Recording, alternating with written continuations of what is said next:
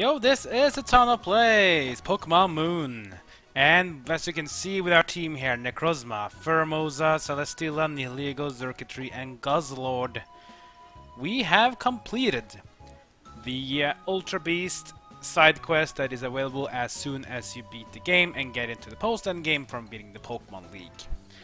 So in the order we got him was Nihilego first, then Pheromosa, then we got Xurkitree, then Celesteela, and then Guzzlord, and then we found out that this guy was not an Ultra Beast. In fact, he is actually a legendary Pokemon with the same power and meaning as of Solgaleo and Lunala, the two cover Pokemon from Pokemon Sun and Moon. But who is Necrozma and why is he important?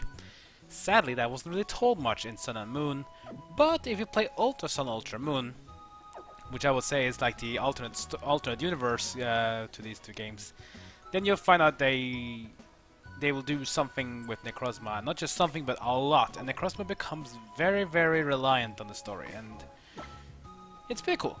Including Necrozma's own type of version, where instead of being all black, it goes all white and has like its ultimate form, where it's pretty powerful.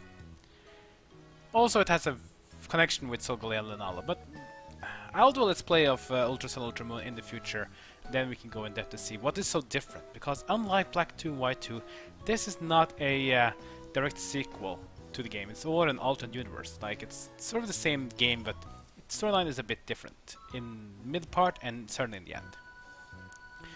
Anyway, this is the 6 Pokemon we have now, the 5 Ultra Beasts and the legendary Pokemon Necrozma. I'm gonna use this actually because I want to test them out for this episode. So, the next few episodes now we're going to explore the islands Melemele, Akala, Ula and Pony Island to see what else they have to offer in the post-end game. Especially Pony Island has something to offer because it has a lot of content we haven't even seen yet. And after we've done all that, we're gonna re-battle the Elite Four and to see who will be fighting as a champion again, and then we will end the Let's Play. But we are not done yet. So let's start off by Melemele Island, which is going to be the focus of today's episode. And the first thing you actually want to do to have some cool stuff is to head over to Hau'oli City.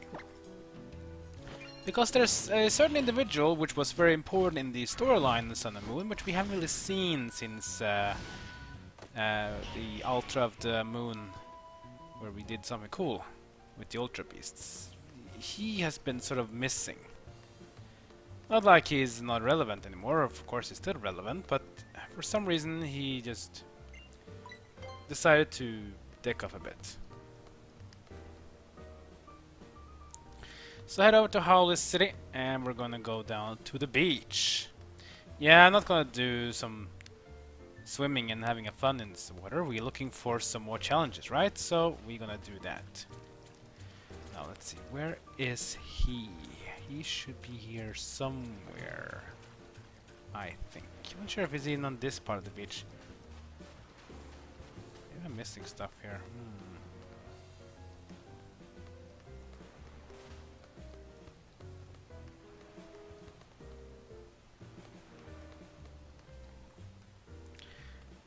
Oh yeah, of course. He is not here yet. He's still on route number 2. I forgot. My bad.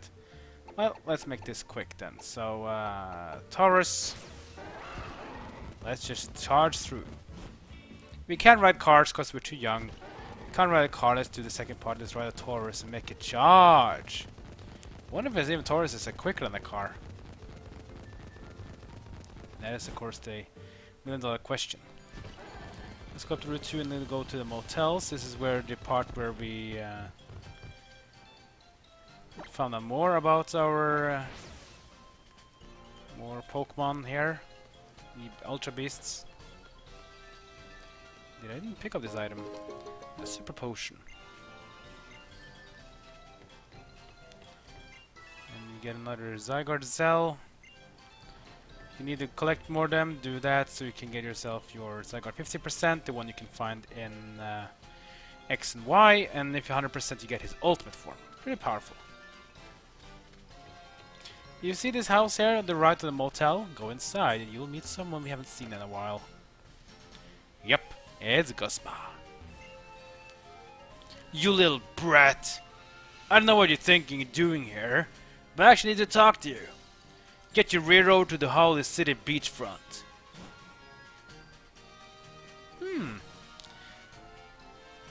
What does he want though? Like what's Guzma's interest?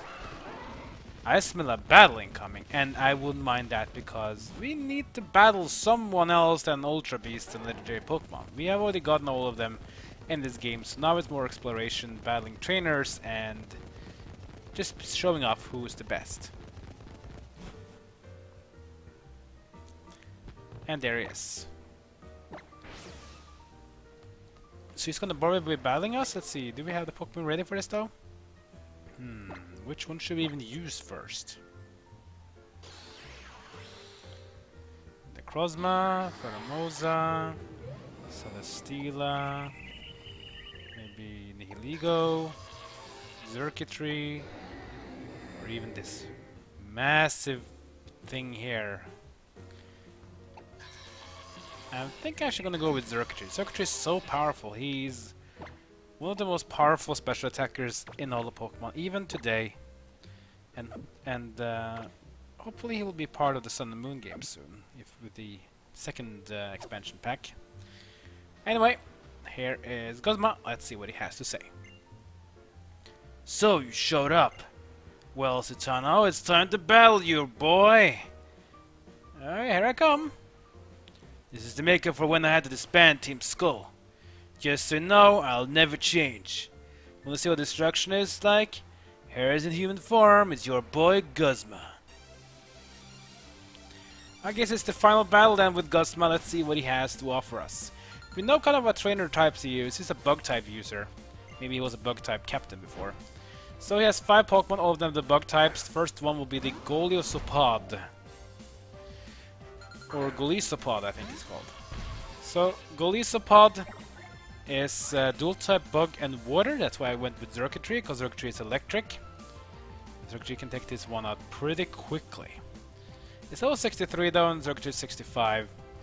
So let's use Discharge. Golisopod will use First Impression. Hitting pretty hard. Comes Xurkitree's Discharge.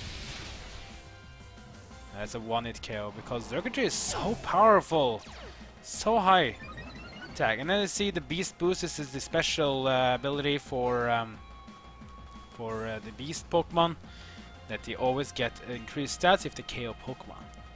Next up is Pinsir. Pinsir is a pure bug type, the only pure bug type on Guzma's team. The best way to deal with him is with a rock or a poison type. Nihilego is both. Let's use Nihilego. But be careful, Nihilego is only 55, whereas on the other team. Let's see though what Nihilego has to offer us. So here comes Pinsir with a Mold Breaker, which means he can hit anything that's even immune to being hit. Doesn't really matter to us though, because we don't think we're immune to. One thing we can do damage him with here is Power Gem, so let's use Power Gem. Guillotine will be missing, luckily for us, it would have been a one-hit KO. Power Gem, wow, it's a one-hit KO and the Pokemon's 8 levels higher than us. Very powerful here in my Nihilego. It's going to increase his special attack. Who's next? That's going to be Scizor. So Scizor is dual type, bug and steel. Which means if you have a fire attack, it's going to go down very, very quickly. Also a fighting move will do well, but bugs are really rather resistant to those, so... ground moves do well as well? I don't think any one of these Ultra Beasts knew any fire moves, which is a bit of a sad thing.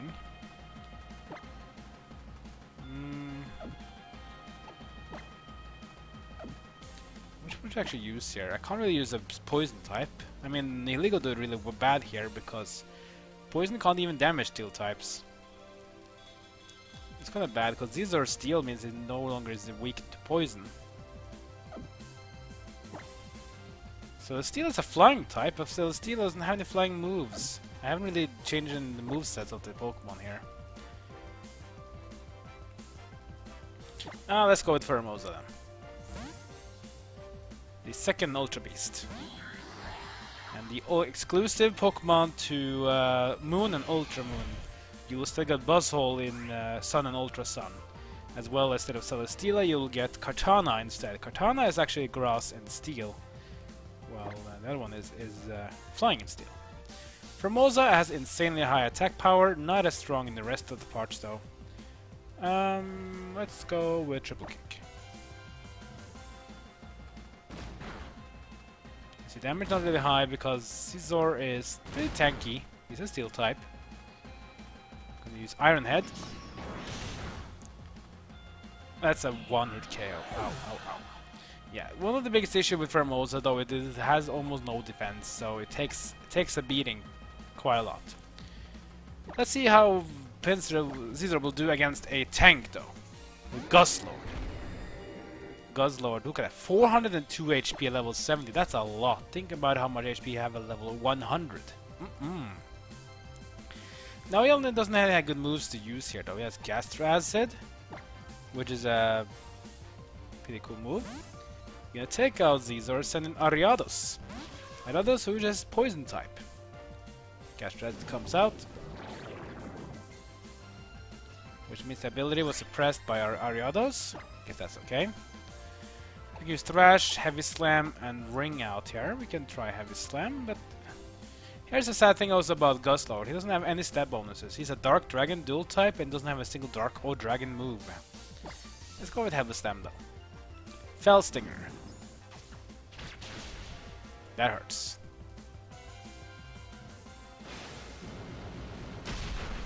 Heavy Slam will do a lot of damage though because Guzzlord is a very, very heavy, very big Pokemon, so he will put up a lot of damage out.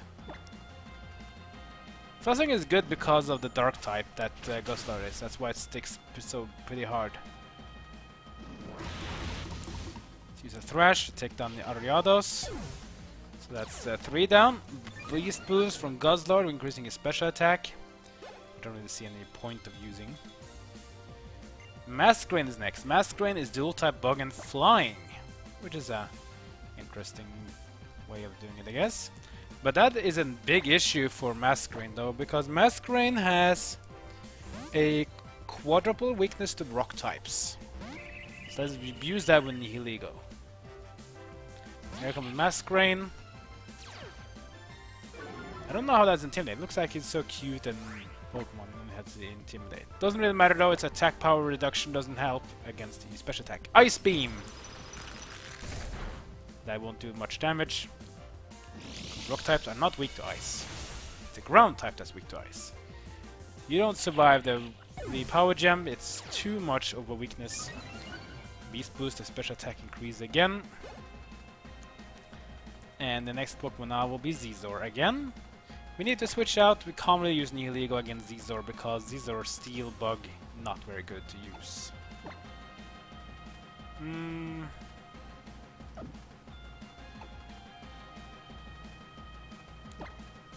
Circuitry I think is too weak now. I don't think he can stand a chance. Could maybe go Necrozma actually, but I don't think Psyche does that much damage. We can try. I don't think Psyche is that good against steel types. There's a legendary Pokemon Necrozma against Scizor. The last Pokemon of Guzma now. It's not very effective with Prismatic Laser. We can try it out though. It's his unique move.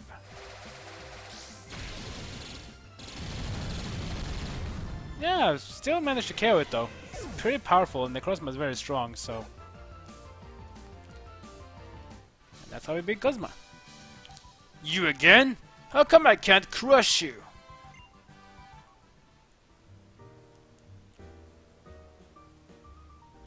Guzma, what's wrong with you? This outcome hasn't changed at all either. Oh, here comes Hala. Well played, Totano. You came all the way here just to watch me lose, huh? Must be nice to be a lazy old island kahuna with nothing better to do. What a high opinion of yourself you have, huh? I just happened to see Totano here, so I thought I would come over. You wanna get beat down, old man?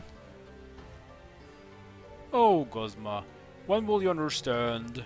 Only when you respect your opponent's skill will it bring out the best in you. You missed the true meaning of battling. The goal is not to beat your opponent down. but for both trainers to go stronger. I don't care what you say to me, yo. Beating people down is all I know. But the battle I just saw seemed a bit different. While you may say you're only interested in crushing your opponent, I sense a desire to defeat Citano deep in your heart. What do you know, old man? If you continue on this path, you'll never be able to defeat Citano. Guzma, admit that the worthiness of your opponents. Only then you can become even stronger than you already are. Allow yourself to know the people and Pokemon you encounter, and look deeply into your heart. You're still trying to front like you're my master, huh? I gave up on you a long time ago. Citano, allow me to handle this foolish young man. I'll make a fine trainer out of him yet, or I'm not an island kahuna. I hope that you can be considered penance for the wrongs he and Team Skull have committed. Sheh. Ho ho ho! The two of us will go many places together, and we'll meet more people and Pokemon who will enrich our lives. Master. I'm not gonna ask you to forgive me, so don't get it twisted. This is no apology. But shut up and take this. I got it from my first set of victory, and it's always been like my lucky charm. I get a Dawnstone, which is cool. Who knows what the lull in the winds will bring. Next time we meet, I'm gonna come in here to test how strong I've gotten. So Guzma has a change of heart, and I guess it may mean he will be becoming like a captain again? That'd be cool though, because I think Melemele Island needs more than one captain. So maybe now they can have two. You have Ilima, the normal type, and maybe Guzma, the bug type. One little thing you can do before we end this episode. In the endings of after clearing the game, you had to face Tapu Koko, right? And you have to capture him, or else you will fail, and that's gonna be really sad. But there's a thing that maybe people didn't think about after you got yourself Tapu Koko. Because you'd never be able to explore his shrine after you had to battle him, sort of out of nowhere. But there's actually an item you can pick up in his lair. Speaking of which,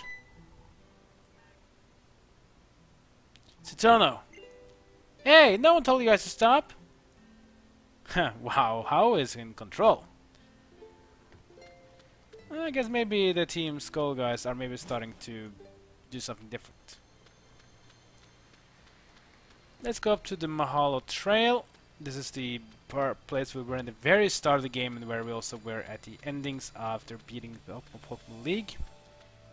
This one leads up to Tapu Koko, but there's an item that he left behind that is going to be very, very important for Tapu Koko to use.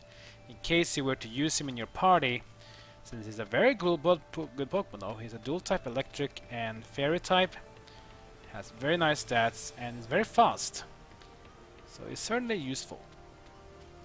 There's an item he left behind, which is this one, the Electric Seed. So Electric Seed is a very, very nice item that you really should consider using onto your very, very nice Tapu Koko. Let's see. Let's go to the bottom here. So it boosts defense on electric terrain. It can only be used once. Yeah, it's a situational item, but it can be very powerful. I think it also increases defense by 2 levels. It can only be used when you have electric terrain as well, and that's something you always have when you bring Tapu Koko into the battle. He automatically puts up electric terrain, so that's a very nice thing.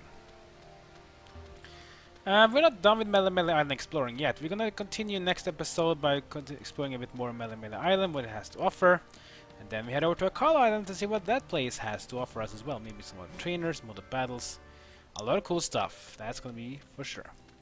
Like, comment, and subscribe. Follow me on social media. And that's great for now. I'll see you guys next time as my journey in Pokemon Moon continues.